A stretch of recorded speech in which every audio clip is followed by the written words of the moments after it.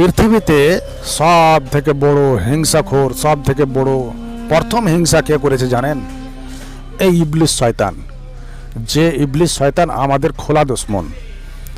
এই আসমানে যখন আদম আলাইহিস সালামকে আল্লাহ সুবহানাহু ওয়া তাআলা সৃষ্টি করলেন এবং সমস্ত ফেরেশতাগণকে বললেন যে আদমকে আমি সৃষ্টি করেছি, তোমরা আদমকে সাজদা করো। সমস্ত ফেরেশতাগণ আদম আলাইহিস সালামকে সাজদা করলেন, কিন্তু এই ইবলিস শয়তান আদমের প্রতি হিংসা করে সাজদা করল না। সর্বপ্রথম হিংসাখোর হচ্ছে এই শয়তান। এই হিংসা শুরু করেছে সর্বপ্রথম শয়তান, এবং দ্বিতীয় হিংসাখোর হচ্ছে এই পৃথিবীতে আদম আলাইহিস সালামের পুত্র, দ্বিতীয় হিংসাখোর।